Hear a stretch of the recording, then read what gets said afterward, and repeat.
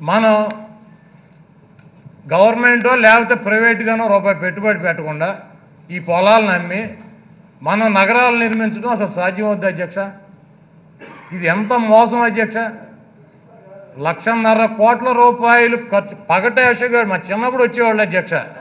Same dress ఉండేది అధ్యక్ష, కాదు తుపాకి ఉండేది అధ్యక్ష చేతిలో ఉండి, నేను అమరావతి నిర్మిస్తా, నేను సింగపూర్ నిర్మిస్తా, ఇవే మాటలు అధ్యక్ష.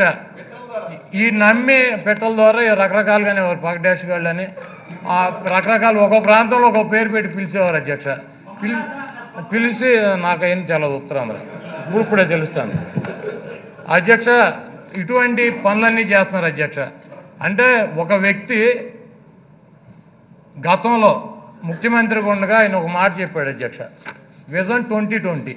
ఇప్పుడేమో 24కి ఇక్కడ దాకా, 29కి ఇక్కడ దాకా, 50కి ఇక్కడ దాకా, 50కి. అసలు అప్పటికి 50కి మనకు 100 దాటిపోతాయి అధ్యక్ష. మనం ఉన్నాం అంటే మనం ఎప్పుడు దాకా ఉంటాం. మనం 5 ఏళ్ళు మనకు అధికారం ఇస్తారు అధ్యక్ష. 5 ఏళ్ళు ఏం చేయాలో చెప్పాలి, కానీ తర్వాత వచ్చే ముఖ్యమంత్రి ఏం చేస్తాడో కూడా మనం ఎట్టా చూద్దాం అధ్యక్ష. అధ్యక్ష ఆయన 4 దశాబ్దాల చరిత్ర అని చెబుతాడు అధ్యక్ష. పాపం 23 మంది గెలిచారు అధ్యక్ష. 2 ఆయన వదిలేశారు అధ్యక్ష. ఆయన కాక 20 మంది మిగిలారు అధ్యక్ష. 2020 విజన్ 2020 అంటే ఇది 2020 అధ్యక్ష. వాళ్ళు కూడా 20నే అధ్యక్ష. అదృష్టం డేటు. ఆయనకి 4 దశాబ్దాల చరిత్ర, 20 ఎమ్మెల్యేస్, 420 విజన్ అయింది అధ్యక్ష అయింది. కాబట్టి ఆయన దాని గురించే మాట్లాడుతున్నాం అధ్యక్ష. సీఎం గారు రాజీనామా చేయాలంటే అధ్యక్ష మేము 151 మంది. అసలు ఇదేం విచిత్రవాదమో అసలు ఎవరికి అర్థం కాదు అధ్యక్ష. తెలంగాణ కావాలని చెప్పి కేసీఆర్ గారు నాకు తెలంగాణ కావాలి అన్నాడు అధ్యక్ష. తెలంగాణ సెంటిమెంట్ లేదు అన్నాడు అధ్యక్ష. ఆయన ఆర్టీసీ చైర్మన్, ఆయన పేరు ఉండేది సత్యనారాయణ గారు, లేదు అయిపోయింది అన్నాడు అధ్యక్ష. ఎమ్మటే కేసీఆర్ గారు రాజీనామా చేసి ఎన్నికలకు వెళ్ళాడు అధ్యక్ష. 2 సార్లు వెళ్ళాడు అధ్యక్ష సత్యనారాయణ గారు. పిసిసి ప్రెసిడెంట్ సత్యనారాయణ 2 సార్లు వెళ్ళి తెలంగాణ వాదం ఉందని చెప్పి నిరూపించాడు అధ్యక్ష. ఆయన ప్రతిపక్షంలో ఉండి చేశాడు అధ్యక్ష. ఆయన జగన్మోహన్ రెడ్డి గారికి రాజీనామా చేయడం కొత్త అధ్యక్ష. ఆయన పార్టీ పెట్టినప్పుడు ఆయన ఎంపీ పదవికి రాజీనామా చేయలేదు అధ్యక్ష. మా విజయమ్మ గారు గౌరవ అధ్యక్షురాలు, ఆవిడ రాజీనామా చేసి కదా అధ్యక్ష పార్టీ పెట్టింది ఆయన. మాకు ఎంపీ, నెల్లూరు ఎంపీ మేకపాటి రాజీనామా చేయలేదు అధ్యక్ష. ఇక్కడ ఉన్న వాళ్ళల్లో దాదాపు 20 మంది శాసనసభ్యులు రాజీనామాలు చేసి 18 మంది శాసనసభ్యులు మళ్ళీ అసెంబ్లీలో రాలేదు అధ్యక్ష. నాకు లేదా పేరు నానికో, జోగికో, పెద్దిరెడ్డి గారికో సంవత్సరం ఉండగా మా పదవులు ఓడగొట్టలేదు అధ్యక్ష. ఆయన రాజీనామా చేయాలని అవిశ్వాస తీర్మానం పెట్టి నిన్న కాక మొన్న 8 మంది ఎంపీలు గెలిస్తే 3 ఆయన పట్టుకెళ్తే 5 ఎంపీలు సంవత్సరం ఉండగా ఉద్యోగాలు ఓడగొట్టేశాడు అధ్యక్ష. ఆయన వాళ్ళు వద్దన్నా కూడా ఈయన చంద్రబాబు నాయుడు గారు కూడా అప్పుడు ఏం చెప్పాడు తెలుసా అధ్యక్ష, రాజీనామాలు చేస్తే ఏమొస్తుంది, రాజీనామాలు చేస్తే వాళ్ళు ఇచ్చేస్తారా, ఇవన్నీ అడిగాడు అధ్యక్ష. ఇప్పుడు రాజీనామా మమ్మల్ని చేయమన్నాడు అధ్యక్ష. కాబట్టి మీకు ఇక్కడ అమరావతిలోనే 3 క్యాపిటల్స్ ఉండాలని ప్రజలు భావిస్తున్నారు అని చెప్పి కనుక మీకు నమ్మకం ఉంటే మీ 21 మంది రాజీనామా చేయండి. 21 మంది చేయండి.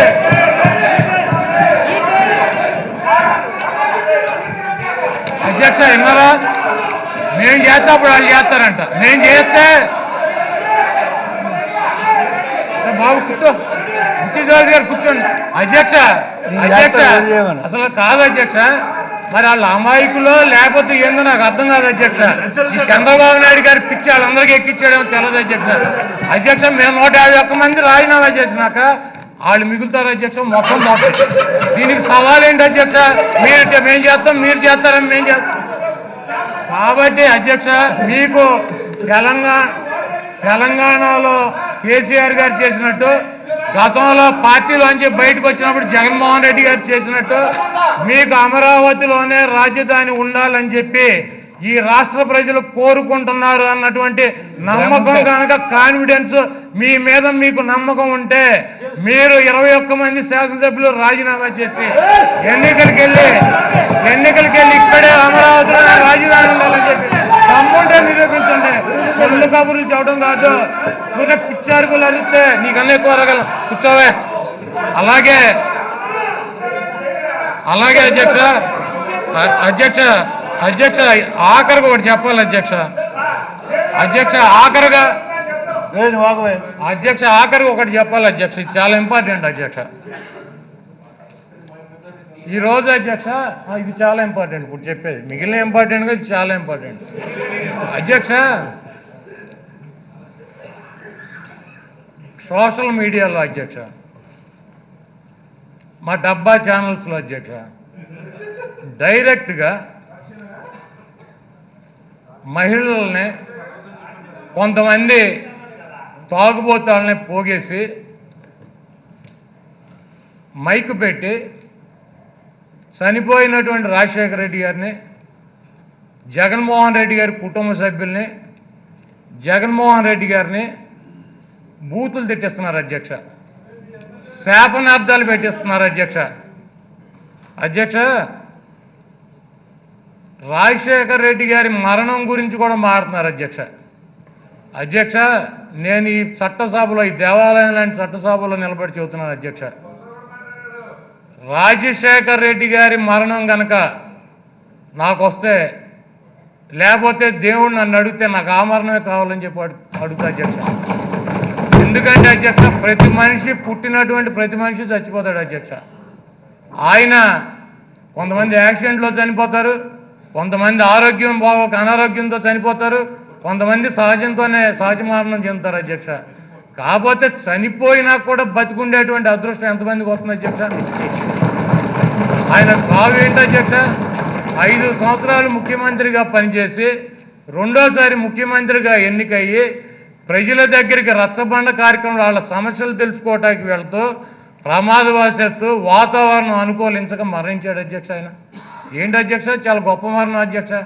చనిపోయినా కూడా ఈ రోజు కూడా ప్రజల గుండెల్లో బతికున్నటువంటి దేవుడు రాజశేఖర రెడ్డి గారు అధ్యక్ష. అటువంటి రాజశేఖర రెడ్డి గారి గురించి మాట్లాడతారు అధ్యక్ష. ఎంతమందికి అవకాశం వస్తుంది అధ్యక్ష? ఈ రాష్ట్రాన్ని చాలా మంది పరిపాలించారు. ఆయన చనిపోయినాక ఆయన పేరు మీద వైఎస్ఆర్ కాంగ్రెస్ పార్టీ అని పార్టీ స్థాపించి ప్రజల్లోకి వస్తే, కడపలో ఆయన సొంత గడ్డ మీద తెలుగుదేశం అధికారంలో ఉన్నటువంటి కాంగ్రెస్కి, ప్రతిపక్షంలో ఉన్నటువంటి తెలుగుదేశానికి రెండుటికి డిపాజిట్ లేకుండా 5,45,000 ఓట్ల మెజార్టీతో గెలిపించారండి. ఎంత అదృష్టవంతుడు అధ్యక్ష జగన్మోహన్ రెడ్డి గారు. అదేవిధంగా ఆయన పార్టీ స్థాపించినటువంటి మొట్టమొదటి ఎన్నికల్లో 67 మంది శాసనసభ్యులు, రెండో ఎన్నికల్లో 151 మంది శాసనసభ్యులతో ముఖ్యమంత్రి అయ్యాడు అధ్యక్ష. ఆయన మహానుభావుడు చేసినటువంటి కార్యక్రమాలు కాదా అధ్యక్ష?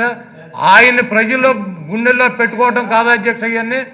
కాబట్టి అధ్యక్ష, నాకైతే ఈ విమర్శించేటువంటి రాజశేఖర రెడ్డి గారి మరణం గురించి మాట్లాడేటువంటి మూర్ఖులకి, సన్నాసులకి నేను ఒకటే చెప్పదలుచుకున్నాను అధ్యక్ష. నాకైతే ఆయనలాగా పేరు ప్రఖ్యాతలు వచ్చి నా పిల్లలు ఉన్నతమైనటువంటి స్థానానికి వెళ్తారంటే నేను ఆయన మరణాన్ని కోరుకుంటాను అధ్యక్ష. 70 సంవత్సరాల వయసు వచ్చింది అధ్యక్ష. బలమైనటువంటి పార్టీని అప్పచెప్పారు అధ్యక్ష. ఎన్టీ రామారావు దగ్గర నుంచి లాక్కున్నారు. తర్వాత ఇప్పుడు 70 ఏళ్ల వయసు వచ్చింది, 23 సీట్లు వచ్చినాయి. కొడుకును కూడా గెలిపించుకోలేక ప్రజల చేత్కారాన్ని పొంది ఈ బతుకు కన్నా ఆ సాగు 1000 రెట్లు బెటర్ అధ్యక్ష. కాబట్టి కాబట్టి కాబట్టి కాబట్టి జగన్మోహన్ రెడ్డి గారు మాట తప్పడు, మడమ తిప్పడు. జగన్మోహన్ రెడ్డి గారు ఇచ్చినటువంటి ఏ స్కీమునైనా అమలు చేసేటువంటి వ్యక్తి. జగన్మోహన్ రెడ్డి గారు అనుకున్నది, ఆయన చెయ్యాలనుకున్నది త్వరితగతిన ప్రజలకు అందిద్దామని చెప్పి తపన పడేటువంటి వ్యక్తి.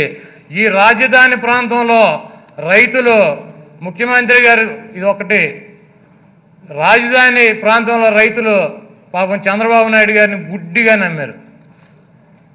ఆయనకి తెలుసు ఈ ప్రాంతంలో ఉన్నటువంటి 29 గ్రామాల రైతులైతేనే గుడ్డిగా ఎగబడి వచ్చి ఇచ్చేస్తారు నాకు, మిగిలిన ప్రాంతాల్లో నన్ను అనుమానిస్తారని చెప్పి రాజధాని ఇక్కడ తీసుకొచ్చాడు అధ్యక్ష. రైతు కూలీలకు 5,000 రూపాయలు, 2,500 నుంచి 5,000 రూపాయలు మరి పెన్షన్ ప్రతి కుటుంబానికి అందిస్తానని చెప్పారు.